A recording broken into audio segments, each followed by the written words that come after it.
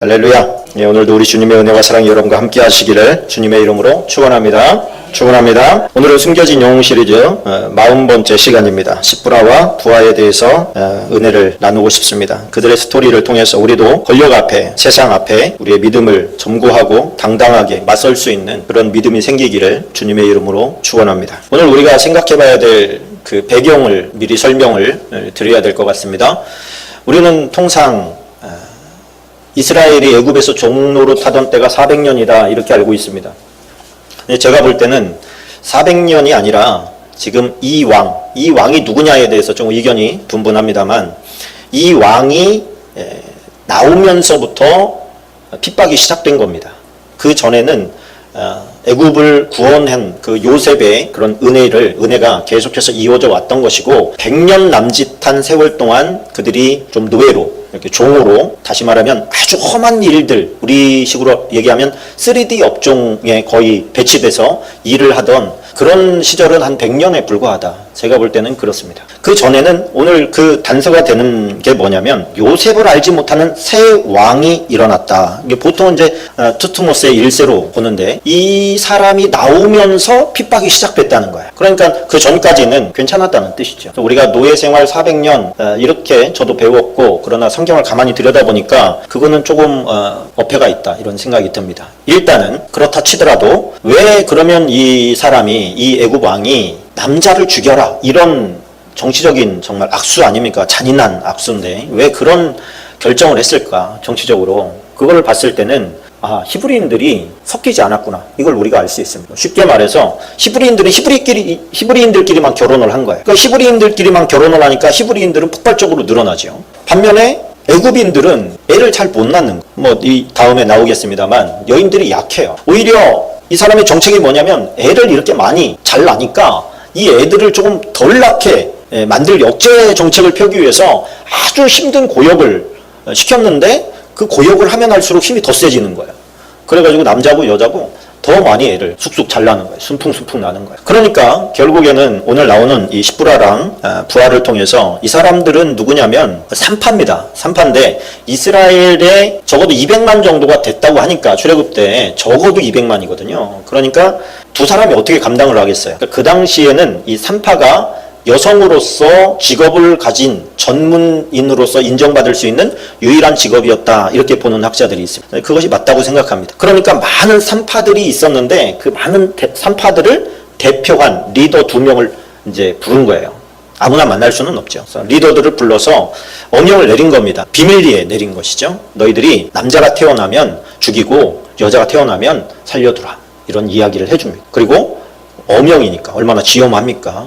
이제 그렇게 할 줄 알았는데 나중에 보니까 전혀 남자의 숫자가 줄지 않는 거예요. 다시 불러서 너네 왜 남자아이를 죽이라니까 안 죽이고 계속해서 번성하게 두느냐 그랬더니 이 여인들이 하는 말이 애굽 여자들은 약해가지고 우리가 가서 도와줘야 아이를 낳고 그 아이를 봐야 뭔가를 하지 않겠습니까? 그런데 히브리 여인들은 워낙에 이 생명력이 강해가지고 우리가 가기도 전에 애를 낳습니다. 우리가 가서 애 달라고 해서 죽일 수는 없지 않습니까? 자, 이제 그런 이야기를 하는 것이죠. 그런 이야기를 하는 배경에는 하나님을 두려워하는 마음이 있었다. 하나님을 경외하는 마음이 있었고 하나님께서는 하나님을 경외하는 그 모습을 보고 그들의 집을 흥왕케 했다. 그렇게 이제 성경은 기록을 하고 있는 겁니다. 왕의 입장에서는 우리나라도 지금 아이들을 낳지 않아서 이제 많은 걱정을 합니다. 2060년이 되면 거의 젊은 사람과 노인이 1대1이 된다는 거예요. 아이를 낳지 않는 건 참 큰 문제입니다. 근데 왕으로서 자기 백성은 안 낳고 예를 들어서 우리나라에 와 있는 저쪽 이슬람권이나 중국이나 이런 사람들이 막 아이를 낳는다고 생각을 해보세요. 그 나중에는 우리나라 백성들보다 더 많아지려고 그래요. 그러면은 두려운 마음이 생기지 않겠습니까?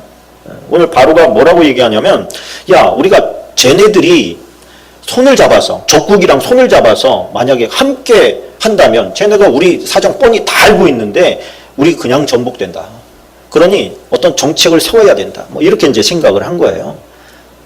그렇지요. 우리나라도 외국인들이 정말 많이 들어온다고 지금도 많이 들어오고 있습니다만 지금도 비교할 수 없이 계속 들어온다고 생각을 해보세요.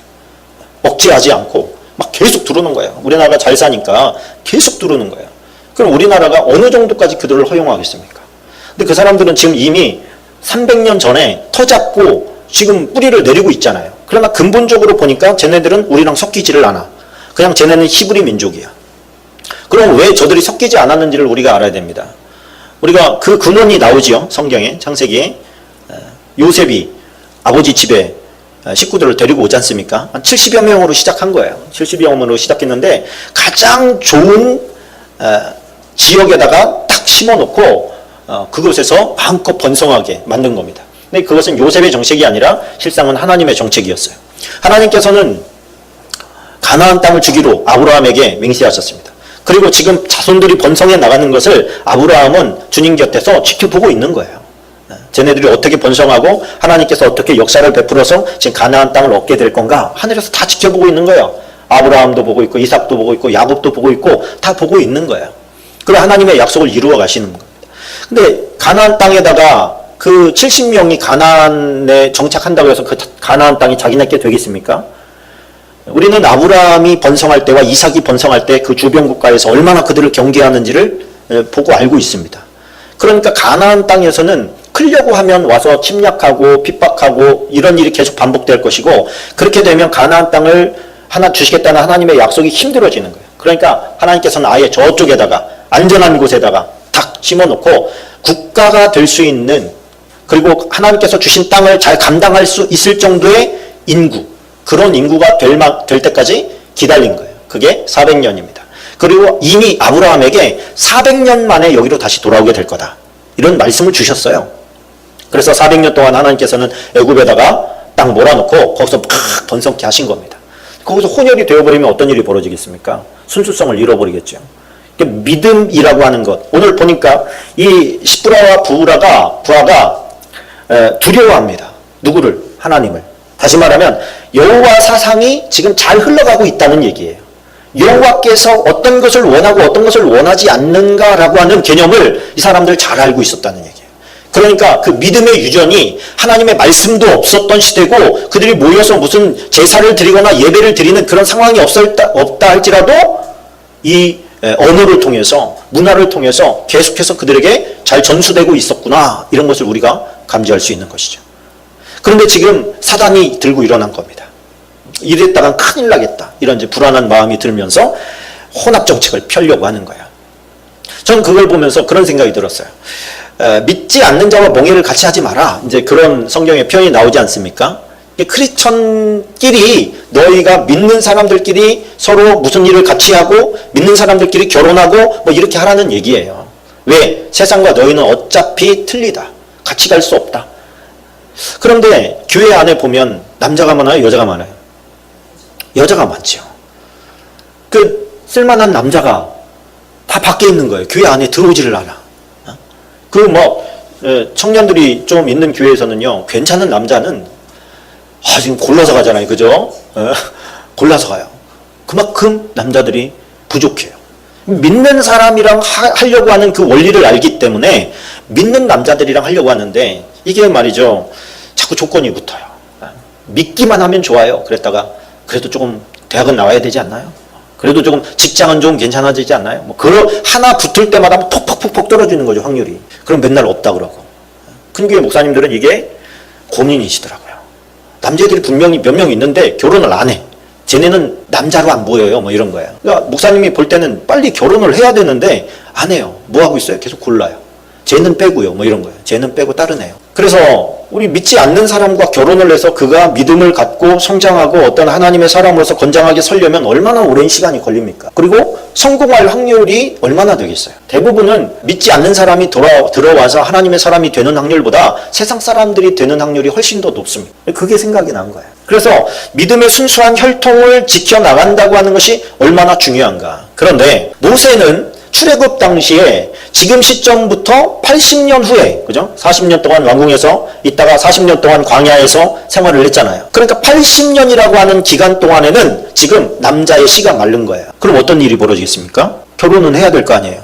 결국 혼혈이 일어납니다. 혼혈이 일어나는데 그 혼혈된 집안 사람들도 나중에 출애굽할 때는 같이 나와요. 그들을 섞여 사는 무리, 성경은 그렇게 표현을 합니다. 순수한 혈통을 찾아보기가 어렵다 보니까 80년 동안 남자는 죽이고 여자만 살리는, 그럼 이제 애굽인과 혼혈을 해서 난 것은 상관이 없는 거예요.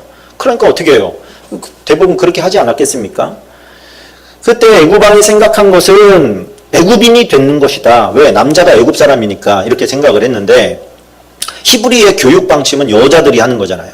그러다 보니까 교육을 통해서 히브리인이 되는 것, 이스라엘 백성이, 하나님의 백성이 되는 것을 여자의 몫인 거예요. 가정 교육을 통해서 그것을 이루어 내가는 거야. 그러니까 나가자 할 때 그렇게 많은 사람들이 따라 나왔다는 겁니다. 80년이라는 세월이 지났음에도 불구하고. 자, 오늘 이제 좀 디테일하게 들어가서 말씀을 좀 나누기를 원합니다. 사람들은 자기의 직업을 통해서 다 하나님께 영광을 돌리고 싶어하는 근본적인 마음이 있다고 저는 믿습니다. 나의 직업이 하나님께도 영광이 되어지고 나도 먹고 살면서 하나님 앞에 기쁨이 되고 많은 사람들을 아우를 수 있는 그런 직업을 갖는다면 얼마나 좋겠는가. 또 내가 가지고 있는 이 직업을 통해서 하나님께 기쁨이 되는 그런 일을 할 수 있으면 얼마나 더 좋겠는가, 이런 생각을 하게 됩니다. 그래서 이 여인들은 하나님의 선민, 하나님의 백성을 출산시키는 것을 돕는, 하나님의 입장에서 볼 때는 너무 귀하고 아름답고 고귀한 일을 하고 있는 것이죠. 그런 귀한 일을 하고 있는 이 시프라와 부하에게 지금 권력이 사단으로 상징되는 이 애굽 왕이 명령을 내리는 거예요. 죽여라. 그렇게 이야기하는 것이죠. 출애굽기 1장 16절에 보니까 이르되 너희는 히브리 여인을 위하여 해산을 도울 때 그 자리를 살펴서 아들이거든 그를 죽이고 딸이거든 살려두라. 그러니까 이게 원어로 보면 그 돌 위에 있을 때 뭐 이런 단어인데, 애굽은 출산을 할 때 여인들이 이렇게 뭐 이렇게 따뜻하게 하는 그런 어떤 돌 위에서 출산을 했던 것 같아요. 그런데 여기서 단어가 참 재미난 단어가 쓰였습니다. 죽이고라고 하는 단어를 무트라고 하는 단어를 썼어요. 근데 이 단어는 죽인다라고 하는 표현이 굉장히 유하게 표현된 단어예요. 원래는 적극적인 살해 단어는 뭐냐면 스와하트 혹은 하라그라고 하는 단어가 있어요. 이건 적극적으로 가서 죽여버려 뭐 이런 뜻이고, 무트는 그러니까 삶을 살아가는 것을 도와주지 않음으로써 죽이는 어떤 소극적인 면에서의 살인이에요. 우리가 그냥 가서 죽이는 게 있고 저 사람을 살려야 되는데 내가 외면함으로써 죽이는 게 있잖아요. 이거 두 개 다 살인은 살인이지만 적극적인 의미의 살인 이 단어를 쓰지 않고 소극적인 의미의 단어를 사용했다는 거예요. 이것을 두고 고민이 많은 거죠. 왜 적극적인 단어를 쓰지 않고 소극적인 단어를 썼을까? 이거에 대해서 이제 제가 호응이 되는 어떤 그런 메시지는 뭐였냐면, 죽이는 자의 입장에 있는 산모들, 산파들, 이 산파들의 입장, 산파들의 양심을 고려한 단어를 쓴 거다. 그게 확 와닿습니다. 아, 그럴 수 있겠다. 이게 아이를 죽이는 일이잖아요. 이제까지 자기들은 살리는 일을 해왔는데 자기들 보고 이제 죽이라는 거예요. 네 밑에 이제 그 사람들한테 다 그렇게 전달을 하라는 거예요. 그러면은 이 아이가 태어났을 때 이 아이에게 어떤 뭔가를 해줘야 이 아이가 잘 살아갈 수 있는데 그거 하지 말라는 거예요. 남자아이가 태어나면. 자, 그런 의미입니다. 그렇게 해서 자기가 아이를 살인한다라고 하는 그런 어떤 양심의 부대낌을 좀 최소화시켜주면서 그 일을 계속할 수 있도록 만들기 위한 단어라는 거예요. 그게. 그러니까 제가 조금 이해가 되더라고요. 지난 그 4월 11일 날 그 낙태함으로 말미암아 벌금을 맞는다든가 이런 그 잘못, 낙태법은 위헌이다 이런 결정이 내려졌습니다. 낙태법은 위헌이다. 그동안은 낙태가 잘못이 죄였어요. 죄. 그래서 벌금도 맞고 감옥도 가게 되는 이런 일들도 있었습니다. 그런데 이것이 이제는 위헌이라는 거예요. 이런 법은 없어져야 된다는 거예요. 그래서 여성들이 막 피켓 들고 그 발표가 나기 전에 막 나와서 법원 앞에서 데모하고 이러는 거를 제가 봤는데, 결국에는 위헌으로 결정이 됐습니다. 결정이 됐어요. 그런데 그 결정이 나기 전에 이제 어떤 영상이 유튜브에서 하나가 돌았냐면, 그 산부인과 의사예요. 남자 의사.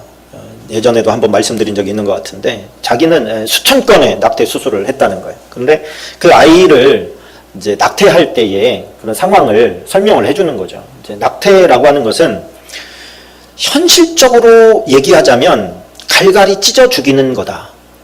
그런 표현을 했어요. 갈갈이 찢어 죽이는 거다. 그리고 집게를 보여줘요. 이게 집게인데 이 집게는 특수하게 제작이 돼서 한번 잡으면 절대로 놓치지를 않는다. 그런데 이거를 가지고 빼려고 하면 여성의 자궁에 부담이 많이 가니까 이거를 어느 힘을 주면 애가 진짜 뜯어진다는 거야. 뜯어지고 머리가 나오려면 부담되니까 그걸 큰 집게로 머리를 빡 뽀개가지고 꺼낸다는 거야. 그러니까 자기가 그거에 대해서 하나도 죄책감이 없었다는 거야. 다리를 잡아 뜯고 그 다리 옆에다가 이렇게 놓고 또 저쪽 다리 잡아 뜯고 놓고 그리고 머리 할 때 이제 빠각 소리가 나게끔 빡 소리가 이렇게 퍽 터지는 소리가 난다는 거예요. 그러면 그거 꺼내서 이렇게 놓고 그리고 이제 뒤처리하고 그게 맨날 일상이었다는 거죠. 근데 자기의 자식이 태어난 거예요. 자식이 태어났는데 죽었어요. 그 자식이. 근데 그 다음부터 수술을 하는데 이게 사람으로 보이기 시작한 거예요. 그때부터. 자기가 수천 건을 했는데 그동안에는 그게 아무렇지도 않았는데 그때부터는 그게 생명으로 보이기 시작한 거예요. 그러면서 낙태라고 하는 것이 얼마나 포장된 단어인가. 또 우리가 예를 들어서 야 너 그 뱃속에 있는 애 떼 이렇게 얘기하잖아요. 무슨 포도송이 하나를 떼는 듯이 그렇게 쉽게 표현을 한단 말이에요. 너 어떻게 하려고 그래? 애 떼야 돼. 이렇게 얘기한다. 근데 실제적으로는 갈갈이 찢어 죽여서 꺼내. 이 얘기가 맞는 말이잖아요. 근데 그렇게 표현을 하지 않아요. 의사도 그렇게 하는 걸 원하지 않고 또 산모도 그렇게 표현하는 걸 누가 그렇게 징그럽게 그렇게 표현을 하는 걸 원하겠어요. 산산이 찢어버리는 토막살인을 하는 건데 네 자식 그 태중에 있는 애 그 토막살인해서 꺼내 이렇게 누가 얘기를 하겠냐고. 그러니까 좋게 아주 최대한 표현을 부드럽게 하는 거예요. 쉽게. 네. 낙태 수술해. 중절 수술해. 이게 고급스럽게 들립니까? 그것이 결코 고급스럽지 않다는 거예요. 근데 우리나라가 여러분 이 간통죄가 없어졌잖아요. 여러분 하루에 낙태를 몇 건을 하는지 아십니까? 공식적으로 나온 게 하루에 3,000건이에요. 3,000건. 1년에 110만 명. 110만 명의 아이가 매년 죽어나갑니다.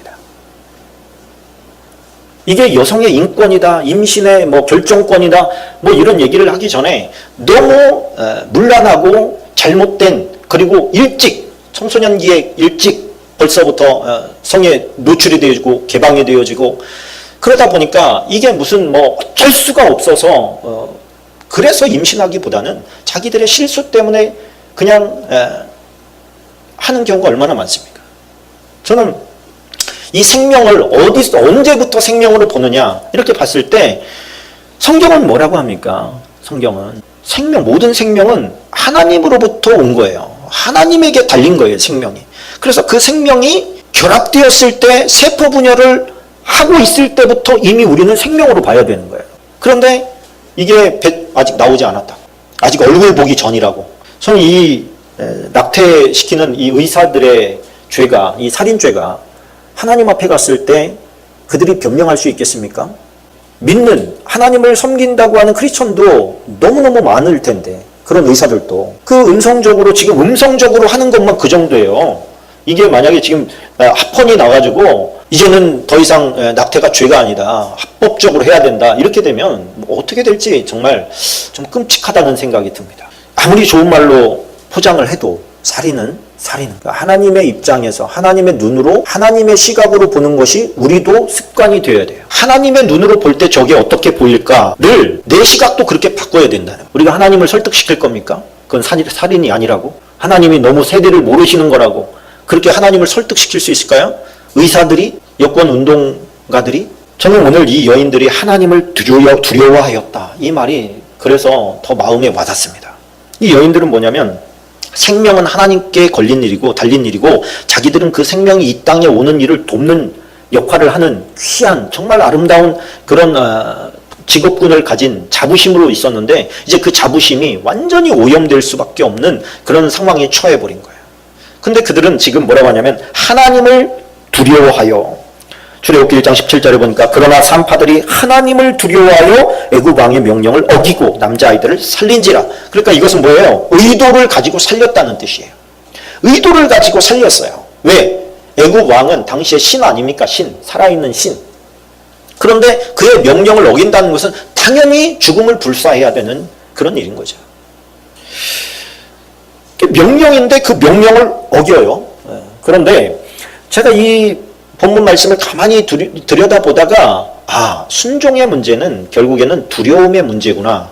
누구를 더 두려워하느냐에 따라서 그의 말을 들을 수밖에 없는 거구나. 그런 생각을 하게 됐어요. 청소년들이 학교에서 왕따를 당하고 집단 구타를 당하고 이렇게 할 때 부모에게 와서 얘기를 못해요. 그 얘기를 하지 못하는 것은 왜 그렇죠?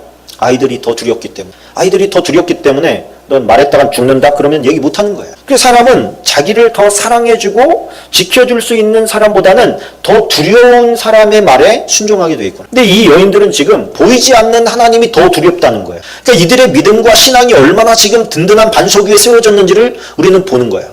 그래서 이 출애굽 사건, 모세가 지금 태어나기 바로 전에 어떤 사건이 있었는지를 통칭해서 지금 하나의 그림으로 짠 하고 보여주는데 그 사진이 얼마나 중요한 사진인지 모르는 거예요. 지금 그들은 이런 믿음과 이런 어떤 목숨을 불사한 하나님을 섬기는 태도로 살아가고 있었다라고 하는 것을 우리에게 지금 이야기해 주는 겁니다. 또 우리가 하나님을 두려워한다고 하지만 세상이 더 두렵고 돈이 더 무섭고 내 직장 상사가 더 무섭고 그래서 하나님의 뜻은 분명히 알고 있으나 그들의 말에 순종하면서 죄악을 범하면서 죄와 타협하면서 또 자기 합리화를 하면서 그렇게 오염되어가는 타협해가는 우리의 이 시대의 나의 어떤 그런 연약한 믿음의 현실을 보는 것이죠. 그 산파들은 하나님을 경외하였으므로 하나님이 그들의 집안을 흥왕하게 하신지라. 출애굽기 1장 21절에 보니까 하나님께서 그들의 경외함, 그 경외함이 삶으로 옮겨진 모습을 보고 하나님께서 그들의 집을 흥왕하게 했다. 복을 주셨다. 복을 주셨다. 책임지셨다. 그런 거예요. 그러니까 하나님 앞에서 결단을 가지고 나아갔던 사드락, 메삭, 아벳느고, 다니엘 이런 어떤 목숨을 불사한 그런 결단을 가지고 나아갈 때 하나님의 기묘한 보호하심을 우리는 보게 됩니다. 그러니까 어정쩡한 게 문제인 거지 나는 말씀을 위해서 그냥 죽을 거야. 그냥 죽이시오. 이렇게 해버리면 하나님께서 그 사람을 책임진다는 거예요. 살고자 하는 자는 죽고 죽고자 하는 자는 사는 겁니다. 하나님께서 책임지는 사람이 되고 싶지 않습니까? 그런 사람 되시기를 축원합니다. 두 번째는 이 여인들의 정말 지혜로운 답변이 기가 막힌 거예요. 출애굽기 1장 18절 19절을 같이 읽읍시다. 시작. 애굽 왕이 산파를 불러 그들에게 이르되 너희가 어찌하여 이같이 남자 아기들을 살렸느냐. 산파가 바로에게 대답하되 히브리 여인은 애굽 여인과 같지 아니하고 건장하여 산파가 그들에게 이르기 전에 해산하였더이다. 이것은요, 애굽이 앞으로 이 히브리인들에게 굴복할 것을 보여주는 예표로서의 선언이다. 이렇게 보는 거예요. 바로 왕이 애굽인인데 그 애굽인에게 뭐라고 얘기하는 거예요, 지금? 애굽 여인들은 비리비리 해가지고 우리가 도와줘야 되는데 저 히브리 여인들은 얼마나 건장한지 우리가 가기도 전에 벌써 애를 숨풍숨풍 놔버려요. 자, 이렇게 얘기하는데 그 이야기를 듣는 순간에 바로의 마음을 생각해보세요. 이 진짜 큰일이구나 이런 생각 들지 않겠어요? 그리고 현실적으로도 그런 거예요. 애굽 여인들은 막 힘들게 애를 낳는데 저 히브리인들은 그냥 숨풍숨풍 나. 그런데 애굽 왕으로서는 얼마나 두려운 일입니까? 그러다 보니까 더 강력한 명령을 하달하게 됩니다. 어떤 명령? 남자들은 다 죽여라. 그리고 그것을 아예 공표해버렸어요. 몰래 뒤에서 산파들에게만 명령을 내린 게 아니라 전국적으로 다 그렇게 명령을 내려버린. 이건 뭐예요? 무력을 사용하겠다는 거예요. 앞으로는 무력을 사용하겠다. 이 명령을 듣지 않으면 각오해라. 뭐 이런 거예요. 그때 태어난 게 모세다. 이런 얘기죠. 근데 이 여인들의 지혜로운 말을 한번 생각을 해보십시오. 이 지혜가 하나님으로부터 왔구나 이런 생각이 들었어요. 여기서 말 하나 잘못하면 그냥 죽는 거예요. 그런데 이 말은 진실이기도 한 거죠. 그러니 애굽 왕의 입장에서 죽일 수는 없어요. 뭐 맞는 말을 하는데 어떻게 죽이겠습니까? 그러니까 이 여인들이 살아나기도 하면서 동시에 애굽의 앞으로의 장래의 걱정도 함께 드러나게 되는 것이죠. 자, 이게 왜 중요하냐면 나중에 물론 이제 이 중간에 모세가 광야에 있을 동안에 많이 이제 섞이기도 했을 겁니다. 그런데 만약에 끝까지 섞이지 않게 되면 이 사람들을 어떻게 할 건가? 여기에 대해서 심각한 고민을 하게 되지 않겠어요? 얘네들을 어디로, 이 많은 인구를 어디로 내보낼 거며, 그렇다고 품고 가자니 섞이지를 않으니 얘네들을 또 어떻게 데리고 가요? 자, 저는 여기에서 이 세상 가운데 살아가는 순결한 그리스도인의 모습을 보는 거예요. 섞이지 않는, 이곳에 같이 살고 있어요. 이곳에서, 이 땅에서 같은 문화 아래 같이 먹고 살고 있어요. 그런데 섞이지 않아요. 그 섞이지 않는 자를 하나님께서 지금 어떻게 보시느냐, 그 얘기를 지금 이 시브라와 부하가 해주는 거예요. 그들은 어떻다? 하나님이 책임지시더라. 하나님을 두려워하는 자는 하나님이 책임지시다. 하나님을 두려워하지 않는 게 문제입니다. 세상을 두려워하고 돈을 두려워하고 내가 무엇을 먹고 살까, 이것을 두려워하니까 하나님께서 책임지지 않는 거지, 하나님을 두려워하는 자는 그 외에 아무것도 두려워하지 않더라. 그리고 하나님께서는 그를 책임지시더라. 저는 뭐 이 이후에 우리가 다 아는 이제 모세가 태어나고, 모세가 또 그 원문에 보니까 아크라고 돼 있더라고요. 엄마가 그 갈대 상자를 역청을 칠해가지고 하나의 그 바구니를 만들잖아요. 방수 바구니를 만들잖아요. 그 방수 바구니가 방주를 표현한 아크라고 돼 있어요. 히브리어도. 그러니까 이 아이를 들어서 네가 인류를, 이 히브리 민족을 구원할 구세주가 되어다오, 뭐 이런 이제 메시지를 담고 있는 것 같아요. 자, 이제 그 사이에 있는 이 짤막한 이 두 여인의 기록, 그 기록이 하나님 앞에서의 믿는 자의 정체성을 이야기해주고 있습니다. 너는 시프라와 부하와 같은 삶을 살고 있느냐? 너는 그런 정부가 특별히 어명이 너에게 직접적으로 전달될 때 너는 그것을 거부할 정신이 있느냐? 그걸 거부할 믿음이 있느냐? 자, 성경을 보십시오. 지금 동성애 문제라든지 뭐 이런 낙태라든지 이런 것 할 것 없이 전체가 지금 세계 전반적으로 흘러가는 게 다 반성경으로 돌아가고 있습니다. 반성경. 애굽의 바로와 지금 상황이 비슷해져 가고 있어요. 세상은 죄를 지라는 거예요. 죄를 져라. 근데 하나님은 그렇게 해서는 안 된다라고 얘기를 해요. 죄를 져도 처벌을 하지 않아요. 왜? 세상은 허용한 거니까. 그렇게 하라고 명령까지 한 거니까. 처벌도 안 해요. 그런데 하나님의 입장에선 그게 엄청난 죄예요. 그러면 너는 뭐를 따라서 어떤 기준에 의해서 살아갈 거냐? 어떤 기준에 의해서 살아갈 거냐? 너는 하나님이 책임지는 인생을, 그런 삶을 추구할 거냐? 아니면 세상에 물들은 삶을 추구할 거냐? 너는 순결하냐? 하나님 앞에서 지금 나를 두려워하고 여호와를 두려워하고 그 앞에서 살아가는 존재로 서 있냐? 아니면 바로 앞에 서 있냐? 그 질문을 우리에게 해주고 있어요. 저는 오늘 이 시프라와 부하가 사단에 대한 대적으로 봅니다. 그렇죠? 힘은 약해요. 비리비리하고 그냥 치면 죽을 수밖에 없는 연약한 존재인데 지금 그가 바로에게 대항하고 있는. 그리고 장기적으로 당신들은 무너질 수밖에 없다고 선포하고 있는. 우리가 이 땅에서 살아가는 동안에 우리는 사단은 이길 수가 없습니다. 우리는 연약해요. 그 인정해야 돼요. 그래서 뭐를 하죠? 하나님을 의지하면서 살아가는 거예요. 하나님을 신뢰하면서 살아가고 하나님을 두려워하는 마음으로 살아가는 거예요. 귀신들도 믿고 떨어요. 하나님이 자기들을 심판하실 수 있는 분이라는 것을. 그래서 우리가 의지하는 것은 하나님을 신뢰하면서 이 땅을 살아가는 겁니다. 바로 앞에 서서 두려워 떠는 모세를 한번 생각해 보세요. 상상해 보세요. 모세가 그랬더라면. 근데 모세가 그럽니까? 큰 소리 떵떵 쳐요. 왜 그렇습니까? 하나님 빽 믿고 그래. 오늘 시프라와 부하도 마찬가지라고 생각합니다. 하나님을 믿는 사람이 세상의 문화 앞에서 비굴하면 그것보다 더 비참한 게 없어요. 딸아이가 대학에 입학했을 때 제가 계속 해준 말이 그거예요. 비굴하지 마라. 당당해야 된다. 선배들이 뭐 술잔 돌리고 뭐 어쩌고 저쩌고 해도 요동하지 마라. 그런 거에 굴하지 마라. 타협하지 마라. 왜요? 그게 하나님 앞에서의 자존심이에요. 하나님의 자존심. 뭐 이러쿵저러쿵 변명해 가면서 그 타협하는 게 그게 하나님의 이게 그런 게 아니고 내가 하나님의 자녀이기 때문에 그거 먹어도 지옥 안 가고 천국 간다는 거 안다. 그러나 나는 하나님이 기뻐하는 것은 아니기 때문에 안 먹는다. 당당하게 얘기해요. 그 모습을 보고 가운데서 어쩌지 못해가지고 방황하는 애들에게 도전이 되게 해요. 누군가는 그 일을 해야 될 거 아닙니까? 누군가는. 우리가 돼야 되지 않겠어요? 우리의 모습이 그래야 되지 않겠어요? 시프라와 부하의 모습을 보면서 그들의 바로 앞에서 이렇게 당당하게 나아가는 모습을 보면서 얼마나 많은 사람들이 도전을 받았겠어요. 믿음으로 앞서가는 사람, 믿음으로 당당한 사람, 그 정체성이 흔들리지 않는 사람, 그런 사람 되시기를 주님의 이름으로 축원합니다. 그래서 나중에 정치판에서 또 법으로 나라에서는 그것이 뭐 괜찮네 아니네 이런 얘기 그런 거 필요 없어요. 우리 하나님의 말씀은 세상법 위에 한참 위에 있는 줄로 믿습니다. 그래서 하나님의 사람으로서 시브라와 부하처럼 그 정체성이 흔들리지 않고 우리가 하는 모든 일들이 하나님의 영광이 될 수 있도록 힘쓰시는 저와 여러분 되시기를 주님의 이름으로 축원합니다. 우리 함께 기도하겠습니다.